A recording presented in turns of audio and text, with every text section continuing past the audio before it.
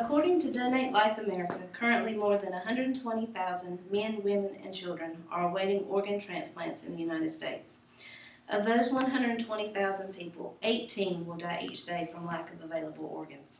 So today, I challenge you to make a difference in these numbers and become an organ donor. The need for viable organs is everywhere, even right here in Duplin County. We personally know someone, know a friend of a friend, or have heard of someone in our community who is in need of an organ. Each one of us may need an organ one day. Because of this reality check, I have recently signed up to be an organ donor myself.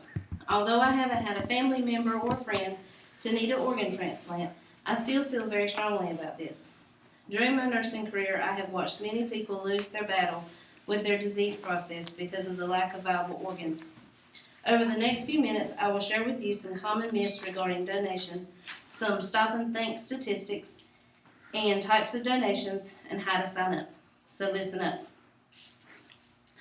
If emergency room doctors know that you're an organ donor, they won't work as hard to save your life. I'm sure everyone has either heard that or has thought about it.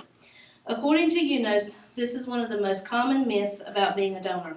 Truth is, if you're sick enough or injured to the point that you need to make a visit to your local hospital, the doctors and nurses there, their main priority is to save your life.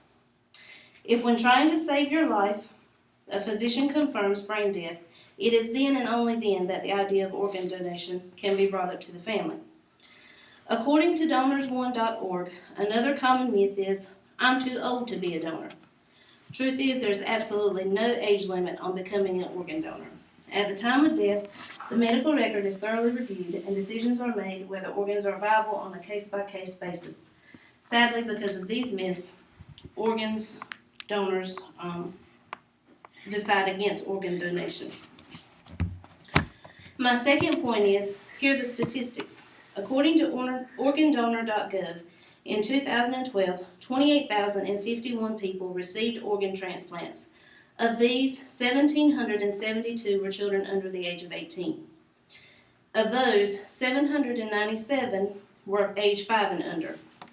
1,772 children's lives were saved last year because of people choosing to be organ donors. According to UNOS, 77,422 people are active candidates on the transplant waiting list as of 12:06 p.m. today. This means that out of the 120,000 that I originally told you about, these are the people that are considered eligible as a transplant recipient at a given point in time. The remainder of the 120,000 has been deemed inactive at this point in time due to being medically unstable or needing to complete further eligibility requirements. Thirdly, organ donors can be living or deceased. Organs that can be donated from living persons include a kidney, a lung or portion of a lung. Also, portions of the pancreas, liver, and small intestines can be donated. According to UNOS, 6,000 transplants each year are made possible from living donors. There are some medical conditions that can restrict a person from being a living donor, but they are different based on the organ being donated. Lastly, here's how you sign up. It's easy. Most people that choose to be an organ donor sign up at their local DMV. When they renew your driver's license, they will ask you if you'd like to be an organ donor. If you answer yes, they will stamp a pretty red heart on your driver's license. This will add you to the official donation registry. If you choose to become an organ donor between license renewals, you can visit the website donatelife.net and sign up. All your information will be kept completely confidential. You can also visit this site and update your profile using your driver's license number and date of birth at any time.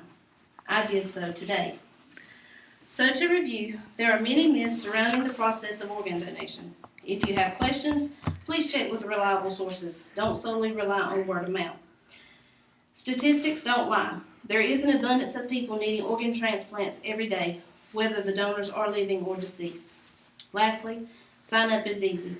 Register at your local DMV or visit donatelife.net. Dr. Seuss once said, "To the world you may be just one person, but to one person you may be the world." Be someone's world. Become an organ donor today.